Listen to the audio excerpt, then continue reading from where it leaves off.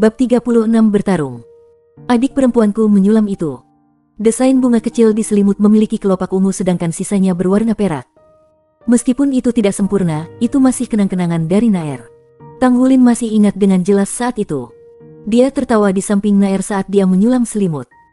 Dia bahkan menggodanya dan berkata, bunga-bunga kecil yang bengkok ini masih tidak secantik Anda. Ingat ini, bocah, akulah yang bertanggung jawab di sini. Zhou Zhangqi menunjuk dirinya sendiri dengan ibu jarinya. Duduk di tempat tidur yang lain, Yun Xiao tiba-tiba merasakan sesuatu yang salah. Sesuatu sepertinya memengaruhi atmosfer ruangan. Sekarang terasa lebih dingin dari sebelumnya. Setelah merasakan ini, dia melihat Tang Wulin perlahan mengangkat kepalanya. Matanya sudah memerah dan tinjunya terkepal. Sebenarnya ada suara, "Papa," yang datang dari buku-buku jarinya. Zhou Zhangqi melihat ke bawah dari atas dan berkata, "Apakah kamu akan menggigitku?" Tang Wulin bergerak, menyerang Zhou Zhangqi seperti peluru artileri saat ia mengayunkan lengan kanannya. Serangkaian ledakan bergema di udara saat tinju terbang, tiba di depan Zhou Zhangqi dalam sekejap. Zhou Zhangqi bukan idiot dan tahu bahwa Tang Wulin mungkin meledak setiap saat. Dia sudah siap dan segera setelah melihat tinju itu terbang ke arahnya, tangan kanannya bergerak untuk menangkisnya. "Pa!" berdebar. Hualala. Suara pertama adalah pertemuan telapak tangan Zhou Zhangqi dengan tangan Tang Wulin. Penghakimannya akurat dan dia bahkan berhasil bertemu langsung. Sial baginya, itu seperti seekor semut yang mencoba mengguncang pohon besar. Dia tidak bisa menggerakkan tinju Tang Wulin sama sekali. Suara kedua adalah tinju Tang Wulin yang bertabrakan dengan dada Zhou Zhangqi. Ada suara tumbukan, dan dia dikirim terbang di udara. Suara terakhir dibuat ketika Zhou Zhangqi terbang melalui jendela dengan nyaris tanpa perlawanan. Dia telah terbang keluar dari asrama dari lantai 2. Ah! Jeritan sengsara mengikuti tak lama setelah itu. Sekarang, Yun Xiao sudah bangun dari tempat tidurnya dan dengan bodoh menatap Tang Wulin yang melepaskan aura yang mirip dengan naga tirani. Dia bahkan tidak tahu bahwa buku di tangannya telah jatuh ke lantai. Jiwa bela diri Zhou Zhangqi adalah keratitan. Dia adalah master sistem jiwa bela diri peringkat 11 kekuasaan. Satu-satunya alasan dia ditugaskan ke kelas 5 dan ke kamar asrama ini adalah karena kekuatan jiwanya tidak setinggi itu. Tetap saja, dia adalah orang terkuat yang pernah ditemui Yun Xiao seusianya. Yun Xiao benar-benar yakin bahwa pukulan Tang Wulin tidak mengandung kekuatan jiwa sama sekali ketika mengirim Zhou Zhangqi terbang. Pukulan itu dilemparkan dengan hanya kekuatan kasar.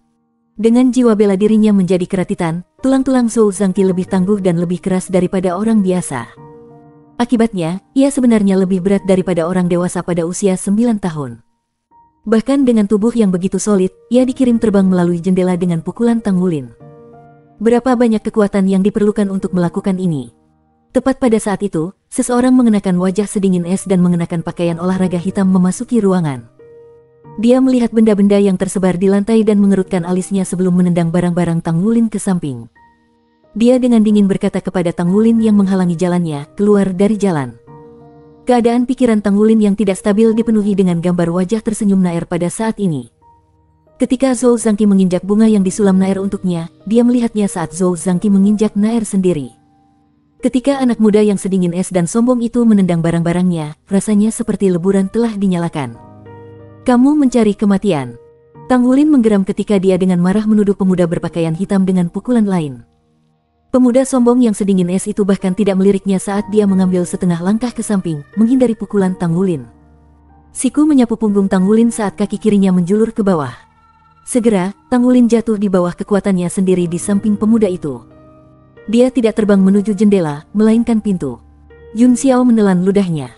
Di akademi dasar, dia dikenal sebagai mastermind, tapi sekarang, dia merasa seolah-olah dia tidak cukup pintar. "Situasi apa ini? Kamu bajingan!" Tang Wulin menggeram sekali lagi. Kali ini, suaranya menyebar ke seluruh aula. Seperti angin, dia menyerbu kembali ke kamar asrama dan menuju pemuda arogan yang dingin sekali lagi.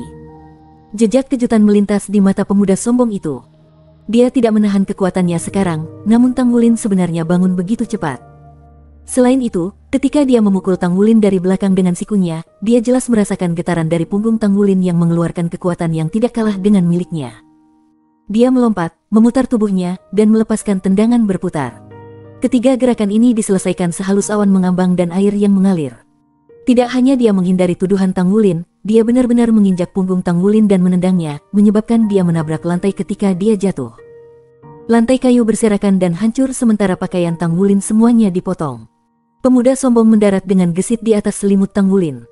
Selain itu, ia benar-benar mendarat di sulaman bunga Nair karena kecelakaan. Tang Wulin berteriak dengan kesedihan dan amarah, "Kalian orang-orang kota sangat busuk." Cahaya putih murni dilepaskan dari cincin jiwa 10 tahun Tang Wulin yang bangkit dari kakinya. Helai Blue Silver Grace yang ramping seperti anggur tiba-tiba muncul, semuanya menyerang pemuda yang sombong. Keterampilan jiwa pertama Tang Wulin adalah keterampilan jiwa 10 tahun dari Blue Silver Grace, Bin. Blue Silver Grace menutupi seluruh ruangan hanya dalam beberapa saat. Meskipun pemuda sombong itu sangat lincah, dia masih tidak bisa mengelak dari semua tanaman merambat ini dalam ruang yang begitu sempit. Responsnya masih sangat cepat. Dia mengangkat tangan kanannya, yang mulai memancarkan sinar keemasan menyilaukan sementara cincin jiwa kuning bangkit dari kakinya. Kilatan menyilaukan melengkung di udara saat ia memotong ke arah rumput Blue Silver. Langkah itu luar biasa akurat karena ia bertujuan untuk memotong setiap helai Blue Silver Grace dengan belati emas. Meskipun helai Blue Silver Grace dipukul, mereka belum terpotong seperti yang dia bayangkan. Tidak baik. Pemuda arogan berpikir untuk dirinya sendiri. Jika dia segera mundur, dia bisa bergegas keluar dari kamar asrama. Sebaliknya, dia telah mencoba, tidak mampu, untuk menebang rumput Blue Silver. Sekarang, bahkan lebih banyak helai Blue Silver Grace telah muncul dan bergerak untuk menelannya. Cincin jiwa di bawah kakinya mulai bersinar terang ketika bilah belati di tangannya mulai berbinar. Ada juga raungan naga tenang yang bergema saat dia berusaha, dengan sekuat tenaga, untuk membuang rumput Blue Silver yang mengikatnya. Namun, tinju muncul di depannya pada saat itu. Bang! Bab 37 Hukuman. Pemuda sombong yang dingin itu dikirim terbang dalam sekejap setelah diserang oleh pukulan keras Tang Wulin. Saat tinjunya terhubung dengan wajah pemuda itu, Tang Wulin melepaskan ikatan rumput Blue Silvernya, yang memungkinkan pemuda sombong itu terbang keluar ruangan seperti peluru artileri. Dengan ledakan, pemuda sombong itu tertanam di dinding aula. Ya, dia tertanam. Di depan kekuatan Tang Wulin, dia bahkan tidak bisa menolak. Pemuda yang sombong adalah Agility System Battle Soul Master, jadi dia unggul dalam serangan cepat. Kelemahan mereka adalah bahwa Agility System Battle Soul Masters tidak memiliki kemampuan bertahan. Jika mereka dipukul, terutama oleh seseorang seperti Tang Wulin yang kekuatan bawaannya melampaui Master Sistem Pertempuran Jiwa Kekuatan, mereka akan segera dirobohkan. Akibatnya, pemuda sombong itu sudah kehilangan kesadaran saat dia dikirim terbang. Tang Wulin terengah-engah di tengah-tengah kekacauan kamarnya. Yun Xiao sudah bersembunyi di sudut tempat tidurnya saat dia menatap Tang Wulin dengan takut. Untuk sesaat, dia benar-benar bingung dengan apa yang baru saja dia saksikan. Orang ini, apakah orang ini bahkan manusia? Bahkan pria bergaya itu dikirim terbang olehnya. Tang Wulin berjongkok dan dengan lembut mengambil selimutnya. Dia menyapu debu itu dan memegangnya erat-erat. Untungnya, selimutnya tidak rusak, hanya kotor. Apa yang terjadi? Tepat pada saat itu, suara tegas datang dari aula. 10 menit kemudian, gedung pengajaran menengah Isea Academy. Jadi kesimpulannya, tragedi ini dipicu oleh selimut. Long Hengsu dengan dingin menatap keempat anak laki-laki di depannya. Ekspresi cemberutnya seperti setetes air. Zhou Zhangqi, Yun Xiao, Tang Wulin, dan pemuda sombong itu semuanya berdiri berdampingan. Mata pemuda arogan memiliki pancaran sedingin es di dalamnya yang kadang-kadang akan melirik Tang Wulin dari waktu ke waktu. Ekspresi Zhou Zhangqi pucat, dan dia dipenuhi memar dari kepala sampai kaki. Jika seseorang penuh perhatian, mereka akan menemukan jejak ketakutan di matanya yang menolak untuk melakukan kontak dengan Tang Wulin. Yun Xiao adalah orang yang dengan seksama menjelaskan apa yang terjadi. Setelah mendengar akun Yun Xiao, Long Hengsu memahami apa yang terjadi. Tang Wulin berdiri di sana dengan selimut di tangan, hanya melihat bunga bersulam dengan kepala lebih rendah. Matanya yang besar dan cantik penuh dengan keras kepala. Zhou Zhangqi, awalnya dengan jiwa bela diri seperti milikmu, kamu akan ditugaskan ke kelas 3, namun peringkat kekuatan jiwamu terlalu rendah. Sekarang tampaknya perilaku moral Anda sama rendahnya. Dipukuli benar-benar membantu Anda. Anda akan berada di kelas 5 secara permanen, Long Hengsu dengan dingin menyatakan. Zhou Zhangqi ingin membantahnya, tetapi ketika dia melihat ekspresi kerutan Long Hengsu, dia tidak berani berbicara. Kalian berdua juga. Berjuang segera setelah kamu memasuki akademi. Anda berdua akan berada di kelas 5. Dipukuli hanya melayanimu juga. Long Hengsu mengatakan ini kepada Yun Xiao dan pemuda sombong kali ini. Pemuda sombong itu sepertinya tidak mengerti kata-kata Long Hengsu sama sekali karena pandangannya tertuju pada Tang Wulin sepanjang waktu. Pipinya bengkak setelah pukulan Tang Wulin. Jika dia tidak menarik kepalanya terlalu cepat, dia takut dia tidak akan memiliki banyak gigi lagi setelah serangan Tang Wulin yang mengerikan. Yun Xiao membantah kaget, Direktur Long, saya tidak terlibat dalam pertarungan sama sekali. Dari awal hingga akhir, saya hanyalah penonton. Long Hengsu dengan dingin menjawab, kalian semua berada di kamar asrama yang sama. Jika Anda melihat mereka berkelahi dan tidak mengambil tindakan apapun untuk menghentikannya, bagaimana Anda bisa mengatakan itu hal yang baik? Bahwa Anda orang yang benar. Anda begitu licik di usia yang begitu muda, bagaimana Anda bisa tumbuh menjadi baik? Apakah Anda punya sesuatu untuk dikatakan? Tatapan Long Hengsu beralih ke Tang Wulin. Kamu sangat baik, ya. Anda memenangkan pertarungan, 1 lawan 2. Masalah kali ini tidak dapat disalahkan pada Anda karena Anda terpancing. Bagus kalau seorang pria pemberani, jadi aku tidak akan menghukummu. Namun, jiwa bela diri Anda hanya Blue Silver Grace, jadi Anda terjebak di kelas 5. Tang Wulin mengangkat kepalanya dengan takjub. Dia berpikir bahwa dia akan menerima hukuman terberat. Lagi pula, dialah yang memukul mereka, dan juga tidak ringan. Zhou Zhangqi ditutupi memar ungu sementara wajah pemuda sombong itu bengkak seperti roti kukus, namun dia tidak dihukum. Terima kasih atas keadilan Anda, kata Tang Wulin cepat. Long Hengsu dengan acuh tak acuh berkata, meskipun ada alasan untuk pertarungan, masih ada kebutuhan untuk mengkompensasi kerusakan. Saya akan memberi Anda biaya untuk memperbaiki jendela, tempat tidur, dan dinding nanti sehingga Anda dapat membayarnya kembali. Ah, Tang Wulin tertegun. Bayar. Dia hanya memiliki 3.000 koin federal yang diberikan ayahnya. Ini adalah uang sakunya untuk seluruh semester. Karena pendidikan adalah wajib, semua makanan dan biaya hidup ditanggung. Jadi, tidak banyak hal yang perlu dia bayar. Pergi sekarang. Anda dapat terus bertarung jika Anda mau, tetapi lain kali, itu akan ditambahkan ke catatan Anda. Hasil pertempuran, bersama dengan catatan bahwa tentang bakat Anda untuk menjadi Master Mesha, akan mempengaruhi apakah Anda akan diterima di akademi lanjutan di masa depan. Jika Anda memiliki keberanian, maka pergilah berperang. Tetapi jika Anda benar-benar ingin bertarung, maka Anda sebaiknya tidak membiarkan akademi mengetahuinya. Kalau tidak, akan ada hukuman yang berat. Setelah keluar dari kantor guru, suara keras Long Hengsu masih melekat di telinga mereka. Namun, suasana hati Tang Wulin jauh lebih baik sekarang. Bahkan jika dia tidak tahu berapa banyak dia harus membayar untuk perbaikan, akademi telah berurusan dengan urusan ini tanpa memihak dan adil. Mereka tidak bias terhadap yang lain hanya karena jiwa bela dirinya tidak baik. Di luar gedung pengajaran, Long Hengsu melirik sekretaris ke samping dengan mata menyipit. Beri aku profil Tang Wulin untuk dilihat. Direktur, bukankah jiwa bela diri anak itu hanya Blue Silver Grace? Sekretaris itu bertanya dengan heran. Ekspresi serius pada wajah Long Hengsu sebelumnya telah menghilang. Di tempatnya ada sedikit senyum. Rumput Blue Silver. Saya khawatir itu tidak sesederhana itu. Dia mampu memukuli 2 orang sendirian di hari pertama, dan salah satu dari anak-anak itu berasal dari keluarga Xie. Bagaimana mungkin seorang bocah dengan hanya Blue Silver Grace mencapai ini? Selain itu, ia mampu menumbuhkan jiwa bela diri sampah seperti Blue Silver Grace ke peringkat 11 pada usia muda 9 tahun. Hanya ini yang akan membuatnya ajaib. Bertentangan dengan apa yang Anda pikirkan, kita harus memperhatikannya. Mereka kembali ke kamar asrama, tetapi masih berantakan. Tidak ada yang membersihkannya untuk mereka. Tang Wulin diam-diam meletakkan selimutnya di atas meja, lalu mengambil semua barangnya. Zhou Zhangqi berdiri di samping, mengepalkan dan membuka tinjunya beberapa kali. Pemuda sombong dingin melirik Yun Xiao yang berada di bawah tempat tidur mereka, lalu menunjuk ke atas. Kamu naik. Yun Xiao tertegun sejenak. Namun, di hadapan ekspresi menyeramkan pemuda sombong itu, ia memilih untuk tersenyum dan dengan cepat membersihkan barang-barangnya sebelum naik ke tempat tidur atas. Dia adalah orang yang pintar dan banyak akal. Mengapa dia pergi dan memprovokasi gunung berapi yang bisa meletus kapan saja? Tangan pemuda arogan yang dingin itu melintas dengan cahaya yang cemerlang sejenak, menyebabkan spray bersih muncul secara misterius di tangannya. Setelah itu, dia membentangkan spray ke atas tempat tidur. Bab 38 Reparasi. Adapun ranjang susun di sisi lain ruangan. Tempat tidur atas telah dihancurkan sementara tempat tidur bagian bawah adalah milik Zhou Zhangqi. Tang Wulin merapikan barang-barangnya, lalu meletakkannya di ranjang paling bawah. Setelah meletakkan barang-barangnya, dia berbalik dan menatap Zhou Zhangqi dengan dingin. Kamu bangun. Zhou Zhangqi meraung. Tang Wulin dengan dingin menjawab, pergilah. Kamu, Zhou Zhangqi ingin bangun dengan marah. Jangan terlalu impulsif. Apakah Anda sudah lupa apa yang dikatakan Direktur Long? Mungkinkah kamu tidak ingin menjadi Meh Master di masa depan? Yun Yun berkata sambil melompat turun dari ranjang atas.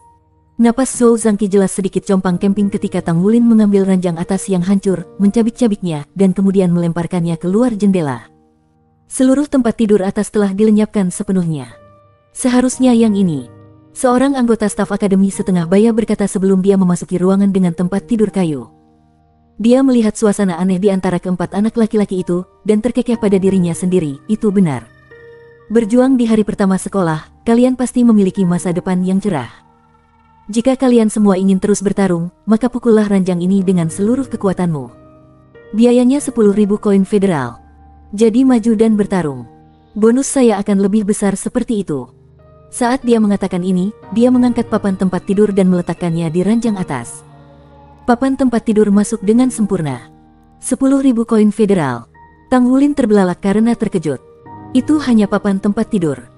Guru, apakah kita harus membeli yang itu, atau bisakah kita keluar dan membelinya? Tang Wulin buru-buru bertanya. Guru itu mendengus dan berkata, apakah kamu pikir akademi itu rumahmu? Penghancuran properti adalah kejahatan serius di sini. Saya menganggap Anda Tang Wulin. Biaya untuk memperbaiki jendela, papan tempat tidur, dan dinding adalah total 34.000 koin federal. Cepat dan pergi membayar biaya perbaikan di kantor administrasi. 34.000 koin federal. Tang Wulin tertegun ketika mendengar nomor ini. Semua uang yang diperolehnya selama 3 tahun penempaannya hanya berjumlah 30.000 koin federal. Ini terlalu mahal.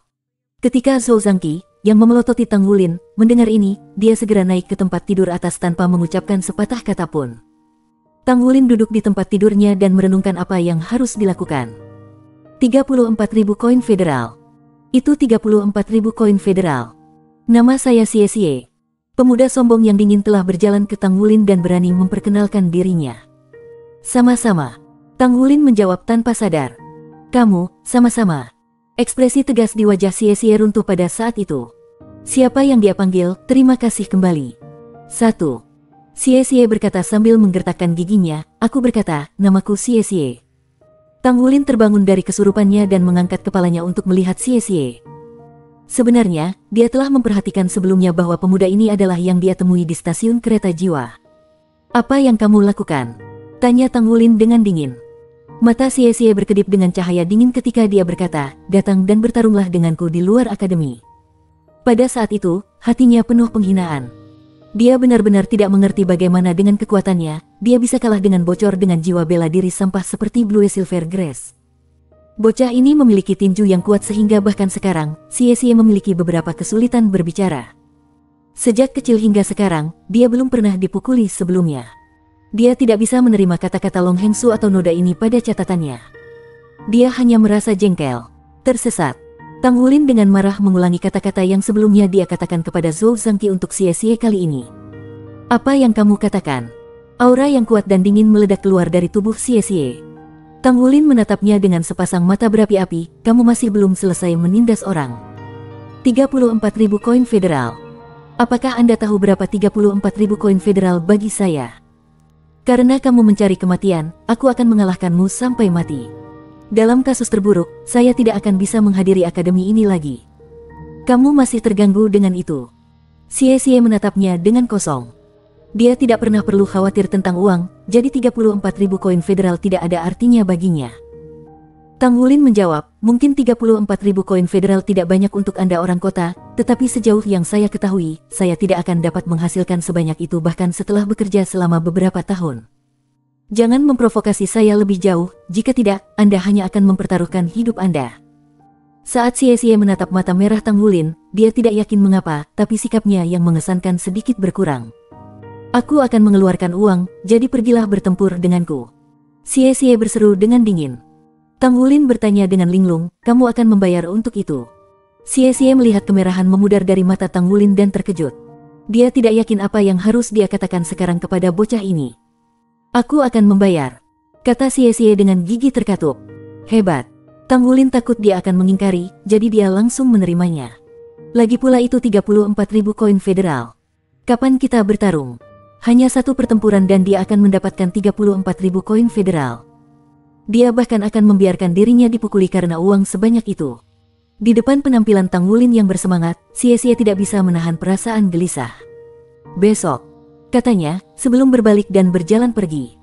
Dia ingin pergi merawat wajahnya yang bengkak terlebih dahulu, kalau tidak, dia harus menahan penampilan seperti ini lebih lama lagi. Setelah keluar dari kamar, handuk muncul entah dari mana dan menutupi wajahnya. Ketika Tang Wulin mengawasinya pergi, ia berpikir, orang-orang kota ini benar-benar kaya. Yun Xiao batuk. Sekarang waktunya makan siang. Tang Wulin, apakah kamu ingin pergi bersama? Kedengarannya bagus. Tang Wulin mengangguk karena sudah lama lapar. Zhou Zhangqi melompat turun dari ranjang atas. Keengganan dan kemarahan telah menghilang dari wajahnya dan dia jelas kurang bermusuhan terhadap Tang Wulin daripada sebelumnya. Penyebab perubahan ini sangat sederhana, itu karena biaya perbaikan yang mencapai hingga 34.000 koin federal. Tang Wulin bukan satu-satunya yang tidak kaya di sana. Zhou Zhangqi juga berasal dari keluarga biasa. Dia juga diberi ketakutan ketika mendengar biaya yang sangat besar untuk perbaikan. Kejadian ini hanya dimulai karena dia. Namun, Tang Wulin belum meminta kompensasi sama sekali. Tindakan ini memberinya kesan yang lebih baik tentang Tang Wulin. Yun Xiao memimpin jalan dengan Tang Wulin dan Zhou Zhangqi mengikuti di belakang. Ruang makan divisi perantara adalah sebuah bangunan kecil yang terletak di samping gedung sekolah utama. Bangunan itu memiliki 3 lantai, yang mengakomodasi semua 6 nilai akademi menengah. Siswa kelas 1 dan 2 makan di lantai 1. Ruang makan hanya memiliki meja tanpa kursi. Ini adalah salah satu kebiasaan Akademi ISEA. Siswa harus makan sambil berdiri, untuk meningkatkan rasa urgensi mereka. Ada 3 jendela berlabel 1, 2 dan 3. Yun Xiao menjelaskan hal ini kepada Tang Wulin, membuatnya mengerti bahwa jendela ketiga memiliki makanan gratis, jendela kedua disubsidi, sementara jendela pertama membutuhkan pembayaran lengkap dari siswa. Secara alami, jendela pertama menyediakan makanan terbaik, diikuti oleh jendela kedua, sementara jendela ketiga menyediakan makanan paling dasar. Di papan di sebelah jendela ketiga tertulis, roti kukus. Zhou Zhangqi melirik Tang Wulin. Tang Wulin, karena akademi tidak membiarkan kita bertarung, bagaimana kalau kita mengadakan kontes untuk melihat siapa yang bisa makan roti paling kukus? Apakah kamu berani? Tang Wulin menatapnya, apakah Anda yakin akan ada cukup roti kukus? Zhou Zhangqi menjawab, tentu saja. Jendela ketiga adalah yang bisa Anda makan. Itu dapat memasok sebanyak yang Anda inginkan. Lagi pula, kita para Soul Master makan lebih banyak makanan daripada orang biasa. Tang Wulin bertanya, apa taruhannya dalam kontes makan ini? Zhou Zhangqi menjawab, siapapun yang kalah akan bertanggung jawab membersihkan kamar asrama. Jadi jika saya kalah, saya akan mencuci semua pakaian kotor Anda. Bagaimana dengan itu? Tang Wulin melepaskan desahan lembut. Saya sangat lapar. 1. Nama Xie kedengarannya seperti terima kasih dalam bahasa Cina. Tang Wulin salah dengar dan secara refleks menjawab kembali dengan, sama-sama ketika Xie memperkenalkan dirinya. Bab 39 kamu tidak bisa mengalahkanku saat makan. Tang Wulin menemukan masalah. Tampaknya dia makan lebih banyak saat berdiri daripada ketika duduk. Sudah ada cukup banyak orang di sekitarnya. Perut orang ini tidak sebesar itu, tapi bagaimana dia bisa makan begitu banyak? Dia akan memecahkan rekor. Aku ingat catatan roti kukus akademi menengah kita adalah 43. Berapa banyak yang sudah dimakan orang ini? Dia sudah memecahkan rekor dengan makan 45. Betapa tangguh. Terlebih lagi, dia bahkan tidak terlihat seperti pemakan besar. Roti kukus juga seukuran telapak tangan. Roti kukus akademi selalu sebesar ini. Zhou Zhangqi sudah sejak lama mulai menatap Tang Wulin dengan bodoh. Dia selalu berpikir dia bisa makan banyak. Bahkan, dia berhasil makan 20 roti kukus sebelum menjadi terlalu kenyang. Ini hanya daging giling bersama dengan sup sayuran. Tang Wulin tidak hanya makan roti kukus, tetapi dia juga minum sup. Setiap 5 roti ia akan minum seteguk sup. Dia tampak seperti benar-benar menikmati dirinya sendiri. Roti kukus seukuran telapak tangan benar-benar lezat. Mereka diisi dengan bakso besar di bagian dalam. Begitu dimasukkan sedikit ke dalam roti, jus berlemak akan mengalir keluar. Itu benar-benar terlalu lezat. Apa yang paling penting, itu masih belum cukup. Aku harus merepotkan semua orang.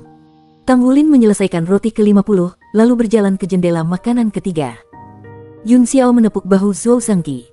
Ayo pergi dan mulai membersihkan kamar. Sekarang aku tahu dia bisa memakanmu, aku akhirnya mengerti mengapa dia lebih kuat. Ini disebut hukum kekekalan energi. Semakin banyak orang makan, semakin banyak kekuatan yang mereka miliki. Wajah Zhou Zhangqi janggal saat mengambil adegan ini. Tang Wulin memesan 20 roti kukus lagi. Kembali ke rumah, memberi makan Tang Wulin adalah sakit kepala terbesar Tang Ziran dan Lang Yue. Anak ini benar-benar terlalu mampu makan. Terlebih lagi, ketika Nair ada di sana, keduanya praktis bersaing dalam berapa banyak yang bisa mereka makan. Kemampuan makan Zhou Zhangqi sendiri sangat bagus dibandingkan dengan teman-temannya. Di sisi lain, Tang Wulin pada dasarnya berada pada level yang sama sekali berbeda. Setelah menghela nafas panjang, Zhou Zhangqi memandang ke arah Tang Wulin. Aku tidak pernah berpikir ada orang yang bisa makan sapi utuh sebelumnya, tapi setelah melihat kehebatan makanmu, aku percaya itu mungkin sekarang. Saya menyetujui taruhan, jadi saya harus menerima kerugian ini. Saya akan kembali dan mulai membersihkan dulu. Anda dapat melanjutkan dengan mengatur catatan Anda. Tang Wulin tidak terlalu khawatir tentang menang atau kalah. Baginya, bisa makan sampai dia benar-benar kenyang jauh lebih penting. Pada akhirnya, catatan roti kukus Akademi Menengah ditetapkan pada 80 roti dan 5 mangkuk besar sup sayuran. Ketika Tang Wulin meninggalkan ruang makan dengan perasaan sangat puas, semua mata tertuju padanya. Setelah kembali ke asrama, Zhou Zhangqi sedang membersihkan kamar, tetapi menghindari cucian Tang Wulin karena Tang Wulin tidak mengizinkannya. Tang Wulin ingin mencucinya sendiri. Yun Xiao membantu Zhou Zhangqi membersihkan kamar. Pada akhirnya, suasana ruangan menjadi jauh lebih harmonis. Tepat saat mereka selesai membersihkan kamar, Xie Xie masuk dengan wajah terbungkus handuk. Pembengkakan di wajahnya jelas telah berkurang banyak, tapi masih sedap dipandang seperti sebelumnya. Untukmu. Dia melemparkan kantong kertas ke arah Tang Wulin. Tang Wulin membukanya dan melihat setumpuk tagihan federal. Menghadapi semua uang ini, Tang Wulin tidak bisa membantu tetapi tampak agak bingung. Ketika dia mencoba untuk mendapatkan 30.000 koin federal di Glorybound City, butuh waktu 3 tahun penuh. Namun bagi orang-orang kaya ini, itu hanyalah uang saku. Kita mulai kelas besok. Jadi besok malam, sepulang sekolah, kamu akan ikut denganku. Xie Xie berkata dengan dingin. Baiklah. Tang Wulin setuju tanpa ragu sedikitpun. Yun Xiao berkata, Xie Xie, biarkan saja. Kami akan tinggal di asrama yang sama selama 6 tahun ke depan. Xie Xie dengan dingin menatapnya, lalu tanpa sadar berbaring di ranjang bawahnya. Tang Wulin bertanya pada Yun Xiao, tidak akan ada masalah jika aku pergi sore ini, kan? Yun Xiao menjawab, kami belum secara resmi memulai kelas, jadi tentu saja tidak akan ada masalah. Anda hanya perlu kembali sebelum lampu padam. Kalau tidak, Anda akan dihadapkan dengan tindakan disipliner. Ketika dia mendengar tindakan disipliner, hati Tang Wulin menegang sesaat.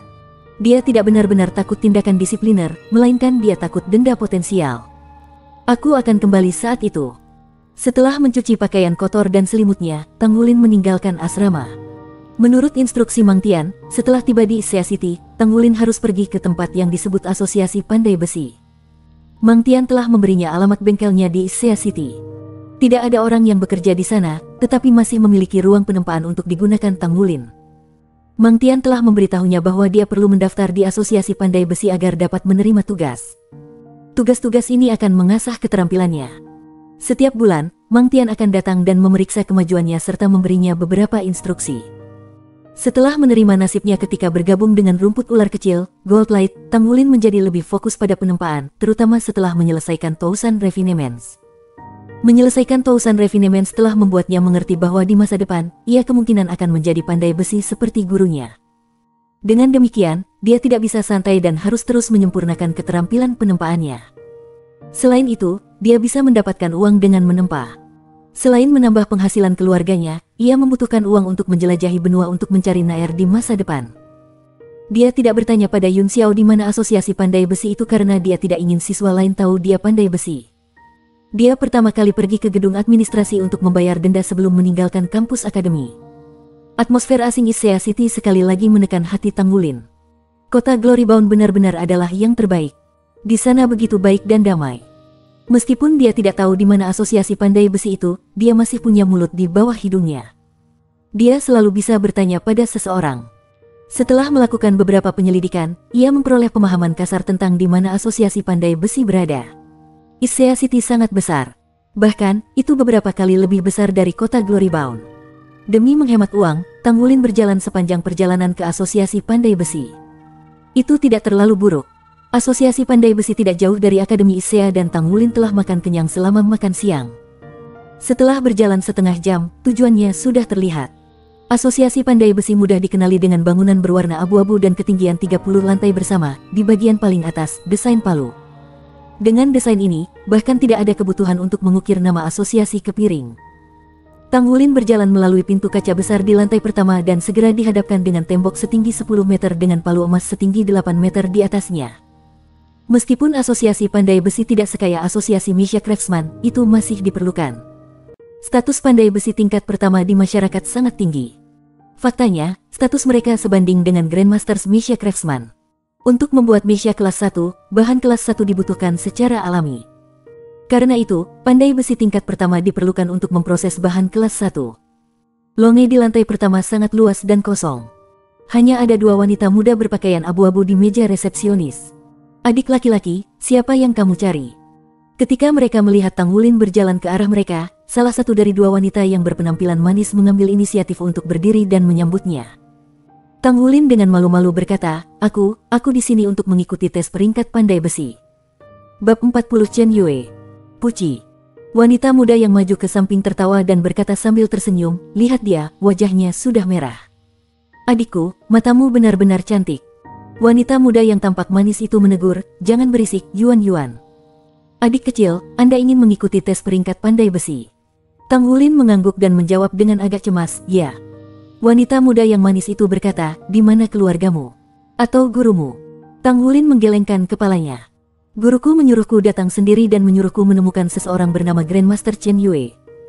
Ketika mereka mendengar nama Chen Yue, ekspresi kedua wanita muda itu menegang dan wanita muda yang manis itu dengan cepat berkata, tolong tunggu sebentar. Saya akan bertanya apakah Grandmaster Chen Yue tersedia saat ini. Apakah Anda pernah berbicara dengan Grandmaster Chen tentang komunikator jiwa? Tang Wulin menggelengkan kepalanya sekali lagi. Bagaimana mungkin dia memiliki komunikator jiwa? Meskipun seorang komunikator jiwa nyaman, biaya komunikasi dan biaya peralatan sangat mahal. Bahkan kota kelahirannya hanya memiliki 1 komunikator jiwa yang tetap. Dia bahkan berencana untuk mencari komunikator jiwa yang dioperasikan dengan koin untuk memanggil ibu dan ayahnya kemudian dan melaporkan bahwa dia aman dan sehat. Grandmaster Chen, ada seorang anak mencarimu.